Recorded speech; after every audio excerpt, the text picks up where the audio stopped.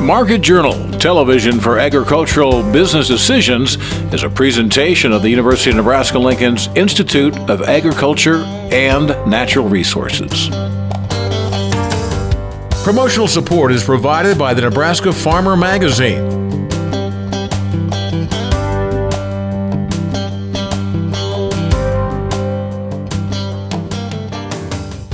Hello everyone, I'm Bill Dodd in for Troy Moling, and thanks for joining us today on Market Journal. We've got a lot to discuss today, and we're going to kick off the show by getting a look at the markets. This Wednesday, I was joined by University of Illinois Professor of Agricultural and Consumer Economics, Scott Irwin. We covered a multitude of topics, but began by discussing planting delays and the upcoming May WASDE report. It has been cold. Trust me, anybody who's been outside knows that. But we've had a really good planting window open up in the last week. So we are actually about pulled even nationally with corn planting compared to last year, and we're ahead of the 5-year average. So it actually looks to me like we're probably going to have a normal to a bit faster than normal planting pace for both corn and soybeans this year. But there are clearly a lot of concerns about the cold weather and how that's going to affect crop emergence. Those are certainly legitimate, but I don't think that the planting progress itself is probably going to have a big market impact. So, the bigger questions will be surrounding corn and soybean acreage, and then what at these price levels does the USDA do in their May WASDE with usage levels for corn and soybeans? And Scott, last time we had you on the program, you discussed the need for the U.S. to plant additional acres of soybeans. At this point in the planting season, do you foresee that happening? Well, I was really surprised by the USDA's March prospective planting numbers, as was the market and virtually everybody that analyzes the markets. Came in at 91.4 million acres of intended planted acreage for corn, 87.6 million for soybeans. And both of those were substantially less than what most people were expecting. And that's the real kicker where we stand today. Not as much the absolute size of corn or soybean acreage. It's the combined, they're 2 to 4 million acres short. We don't quite know where those acres went. A lot of discussion. A lot of people think they're going to come back in the June and later reports. Maybe, maybe not. And so if we stay at 87.6 million planted acres of soybeans, something's got to give. Our demand base is just too big for that acreage number. I thought we needed at least 90 million acres of soybeans when we talked the last time. And I think 91 million acres is what we really need to give us the cushion on our supply demand situation. And I don't think there's any way we're going to get close to that now. And Scott, while we're on the subject of soybeans, we had a viewer write in asking how you advise marketing fall soybeans at this point in the season. Well, with the kind of new crop price bids we're seeing now, $11 plus, my attitude is, gosh, everything looks bullish right now. I think that's the time to begin taking some prudent, small steps to taking some of your price risk off the board. At least right now, I think we should be considering at these price levels marketing what you don't have covered by federal crop insurance. So if you have an 80% guarantee, think about selling 20% of your expected production in soybeans. And of course, corn prices have been doing very well as of late. How much longer can this grain rally keep up the pace, and when do you anticipate seeing a cap on it? It's continued to be powered by both supply and demand events. For example, recently, I think, have really been moved more by supply events. The relatively low acreage numbers coming out of March from the USDA for the US, and now the safrinha crop or second crop corn in Brazil is running into, it had some planting delays and now some pretty severe dry weather. And Brazil's the second leading exporter of corn in the world now. So those are, very unpredictable factors. So how long will it last? Basically, I think the strong prices will last until the first major producing area in the world has really good weather. So, for example, if the U.S. happens to be the area that has really good weather this summer, and we could easily have a 180 bushel plus U.S. national average for corn if we had really good weather this summer. And despite our cool spring, I still think that could happen. That would definitely cap the rally. And Scott, before we let you go today, do you have any other marketing or risk management advice that you'd like to share with our viewers? My old mentor here at the University of Illinois, Tom Hieronymus, still had some of the, I think, greatest farm marketing wisdom anyone's ever come up with. He was a big believer in, taking advantage of these kind of big unexpected price run-ups when they occurred. He often liked to talk about short crops with long market tails as the price pattern. And I just think that we need to be aware that, prices are not going to go up forever. And we have gone up so far, so fast, nearby corn futures over $7. Historically, those, even by the standards of 2008 or 2012, these are very high prices. And, I think to the degree that farmers are comfortable and can do this, that they need to be switching into a mode.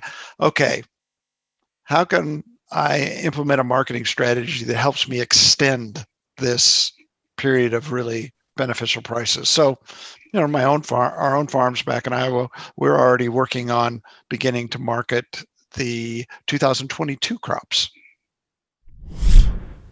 Thanks to Scott for joining us this week. Next week, we'll be joined by Chad Hart from Iowa State University. If you have a question you'd like for us to ask, get in touch with us via email or social media, and we'll be certain to pass your question along. Next up, the Center for Resilience in Agricultural Working Landscapes is the newest addition to the University of Nebraska. Market Journal's Maddie McIntosh recently spoke with Director Craig Allen to learn more about the center and its future goals. The newest addition to the University of Nebraska is looking to answer the question, what makes a landscape resilient? And Director Craig Allen is excited to find the answer. The Center for Resilience in Agricultural Landscapes, Agricultural Working Landscapes, focuses on just that, the resilience of agricultural landscapes. So we're looking beyond the fields, even beyond farms, but landscapes. But it covers all aspects of agricultural productivity in row crops and in rangelands. The center came to be because UNL is well respected in agriculture, well known. What we haven't really had is a real focus or expertise in resilience. In the last 5-10 years, that's been developing, and so it made really good sense to combine these two areas of expertise. And what we're really talking about in agriculture is systems of people and nature. With the center being new this year, there is much to look forward to. Craig says multiple events and programs are currently in the works. Well, we'd like to offer ways to assess resilience for their own production landscapes.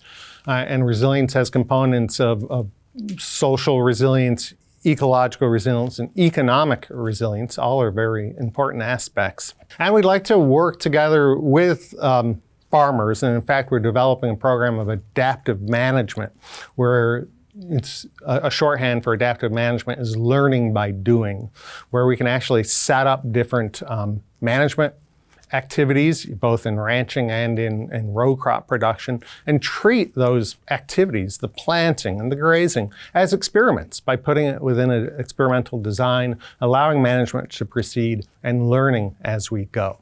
Before too long, if we can get beyond COVID, we would like to have sort of a initial welcoming get together and get all the stakeholders involved in the university community and elsewhere together to talk about resilience and what the center looks like going forward.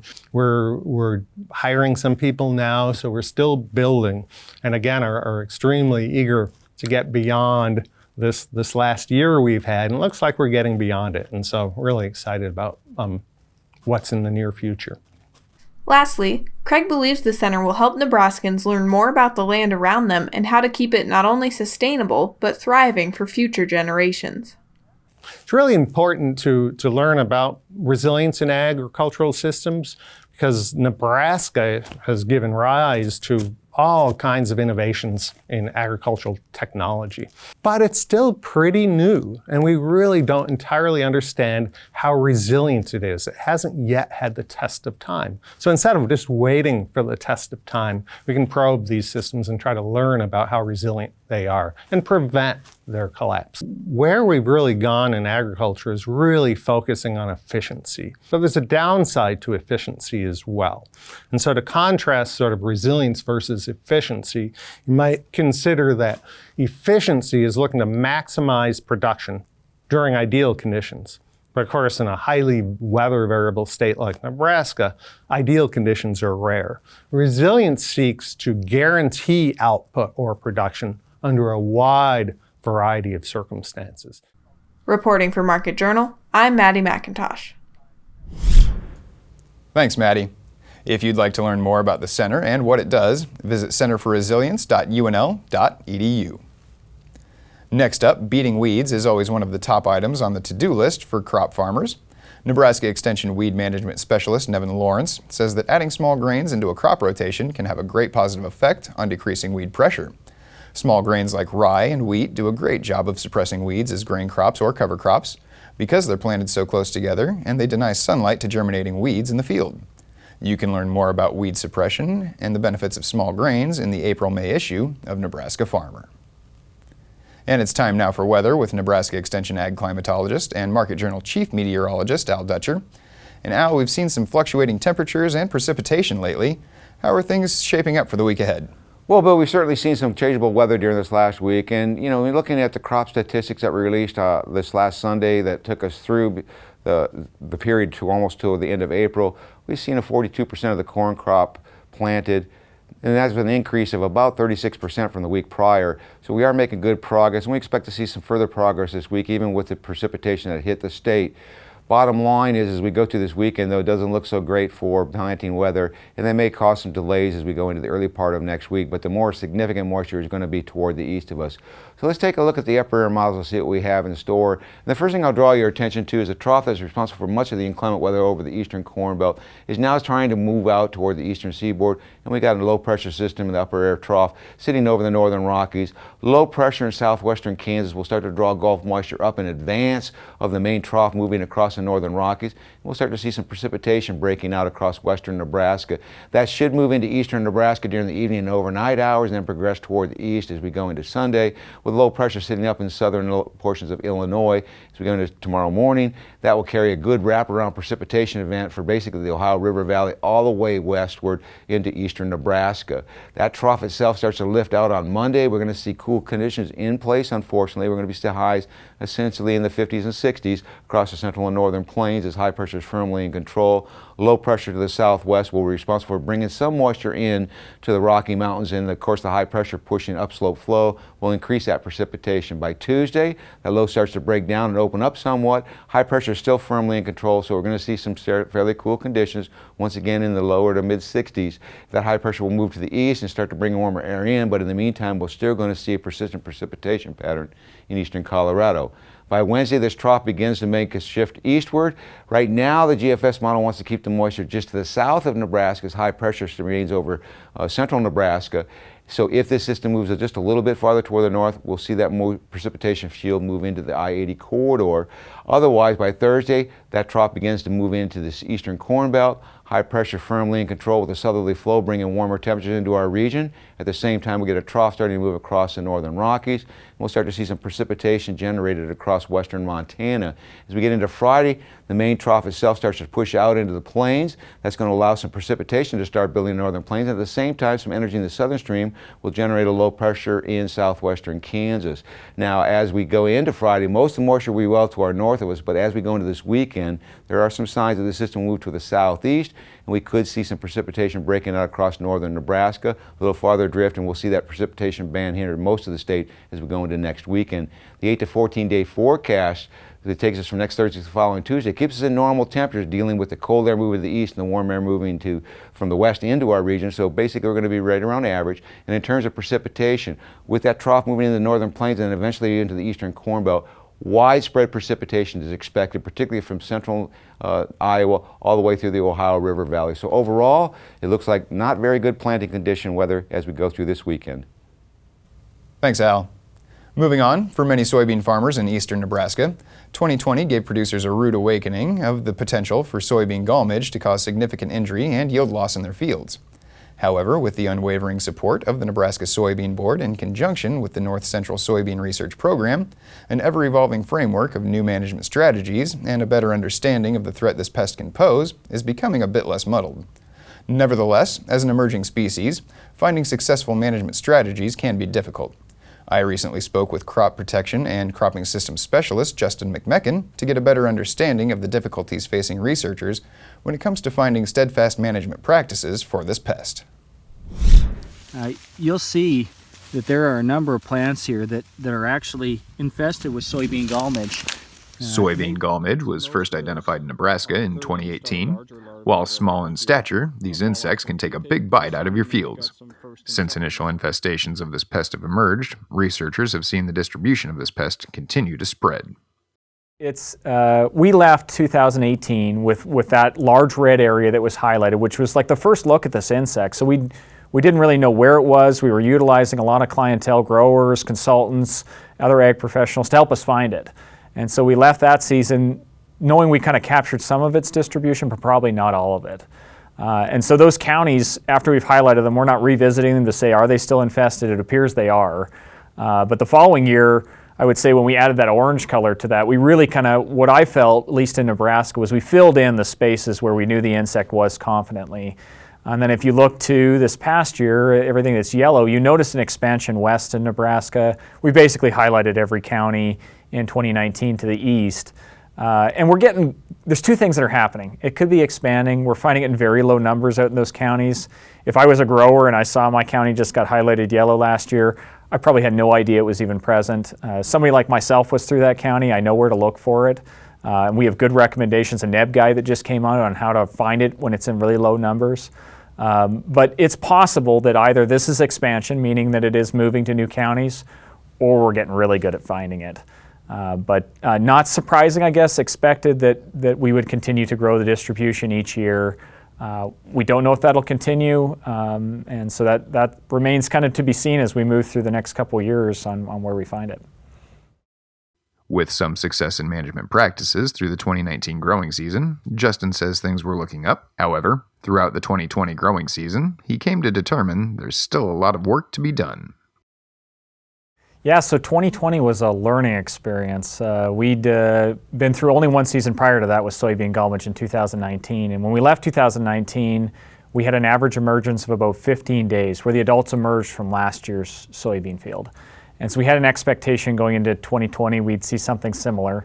And they emerged for another 10 days beyond that, an average of 25 days, as low as 19 and as high as 34. And that it's a good thing to start with because that set the stage for what types of management we expected to see out of chemistries that we were applying, whether it was in furrow or T-band, or the foliars that are most common to growers in tackling an insect situation like that. And unfortunately, it was really hard on all the management practices that we had. And so our foliars really didn't do as well as they did in 2019. They showed some response, just not as much. And we had planting date studies we had conducted in 2019 look pretty good. In fact, if growers remember what I said at the end of 2019, I said, hey, plant late, which always ticks off all the agronomists, but I said plant late, and there's a chance we could escape the infestation. You'll have to take that quarter bushel, 5/8 of a bushel loss per day to do that, but it might be worth it to escape the insect. And this just shows how hard it is with something new, because it totally did the opposite here in 2020, and it got every planting date all the way through to June 1. And so we've left with two kind of polar opposite years, and what I would tell a grower if they ask me about planting dates this year is I would plant early. That may not be the best case long term, but planting late had a significant impact on losses last year. They really capitalized on those late planting dates. Justin tells me there are two groups of growers when it comes to soybeans. The first group has never seen or felt the effects from soybean gall midge. For this particular group of producers, Justin recommends no action other than scouting. On the other hand, for the soybean growers who have been dealing with this situation the past few seasons, Justin tells me there are several options, but decisions shouldn't be made hastily. So if I was a grower experiencing a lot of pressure, I might delay that planting date a little bit, like I said earlier, not too late. And a seed treatment has shown to help a little bit, although it's not going to answer the season's response. So it's an early season thing. We all know we're not going to expect long-term control from seed treatments. They're meant for early season pests. Contemplate a foliar. Again, that's up to the decision of the grower, the amount of pressure they've had. We've got these in-furrow treatments that showed a pretty good response last year. The trick with those treatments is it's 1 year. And if we've learned anything from planting dates and other things, making big investments after 1 year of data has come out is a dangerous thing to do. So we have a hard time doing something against soybean gall midge to control it without disrupting another part of the system. We really don't want to. If you got problems, stick to the website, watch us, things like talking here on Market Journal. We're giving you the most up-to-date information we can, but it's going to take some time to get confident in the strategies on this thing. As planting continues around Nebraska, if your soybean operation happens to be in any of the affected areas, you should be mindful of this particular pest in the months ahead. Reporting for Market Journal, I'm Bill Dodd. If you're looking for more information on soybean gall midge or management practices, you're advised to sign up for alerts at soybeangallmidge.org. Here you can also find tips on scouting and injury scoring, as well as directly contacting researchers like Justin with any questions you may have. Moving on, since the onset of the COVID-19 pandemic, a lot has changed over the course of the last year. With vaccines being given at breakneck speeds and infections beginning to gradually decline, since planting is in full swing again, we've decided to take a look back to the conversation we had with veterinary epidemiologist Vander about how we were preparing for this fight in the fields this time last year. Moving forward in one of the busiest times of year for ag producers during the pandemic is anything but business as usual. This situation will inevitably require that agricultural professionals will now have to carefully consider exactly how COVID-19 could impact their operations on a daily basis and even into the future. One of the most important things we need to keep in mind is what we already know of how the disease is transmitted from host to host. The best way to do that is to stay informed on the ever-changing updates to guidelines set by health professionals. CDC is really probably the primary place to go get information about how to protect yourself.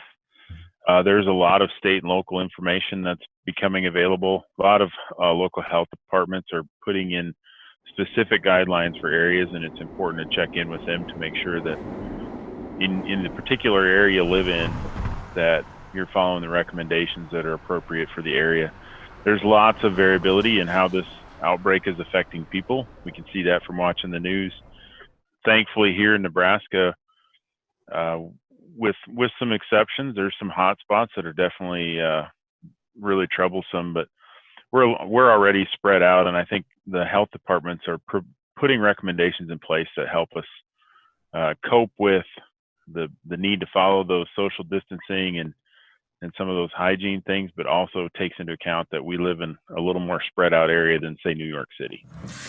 It would also be advisable to place products that promote hygiene, such as hand sanitizer, disinfectant materials, such as wipes, and using disposable covers on porous surfaces, such as seats and other upholstered surfaces. Furthermore, it would be prudent to allow a 3-hour downtime in commonly shared areas in order for the virus to expire in confined spaces when possible. Above all, it's important to do your best at keeping high-touch areas as clean as humanly possible.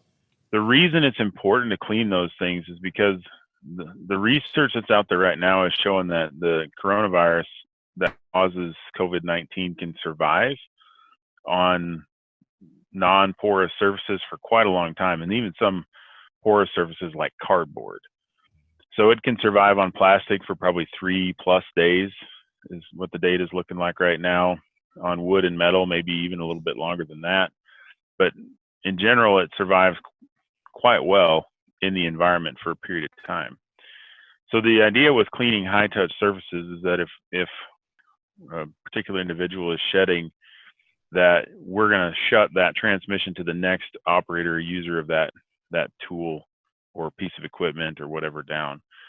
It's paramount that producers put a plan in place to keep distance between teams, family members, and hired personnel to help reduce the risk of transmission from person to person. This includes things like breaking up duties among employees, holding virtual meetings when possible, and most importantly, however, is the need to plan ahead in the event that the owner-operator or any employees fall ill. In this situation, it's highly advisable to put in place a chain of command, so to speak. Nebraska Extension's Tyler Williams explains how new crop and cow-calf operation plans offered by Nebraska Extension can be a useful tool to do just that. Sometimes things change between when you make that plan and when it actually happens. So if you think like the first person you had planned might either one, be sick themselves, or two, might just have too much on their plate to take on any more land or any other responsibilities. And so that might go down to the next person in line that may have the time to do that, for whatever circumstances that might be thrown their way. So thinking about at least a couple options sort of kind of covers some of the scenarios that are always possible out there. As planting season gears up and the workload increases for many in the agricultural industry, it could be very easy to overlook many of the steps we now must take in order to keep ourselves and our loved ones safe and healthy. So, as plans to do business continue to be made, just try to keep in mind the situation we currently face is anything but business as usual. Reporting for Market Journal, I'm Bill Dodd. While things are starting to get back to normal, we're not quite out of the woods. If you haven't yet, you're highly encouraged to get the COVID-19 vaccination. And if you're looking for up-to-date information on the fight against coronavirus, you can get the latest details at covid19.unl.edu. And that's going to do it for this week's show. If you missed a story, be sure to download the Market Journal mobile app or follow us on social media to join in on the conversation. We'll hope to see you right back here next time. I'm Bill Dodd, and thanks for watching. Join Market Journal online at marketjournal.unl.edu. You can also follow us on Twitter, Instagram, and Facebook.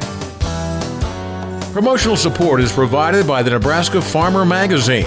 Market Journal is produced by the University of Nebraska-Lincoln's Institute of Agriculture and Natural Resources.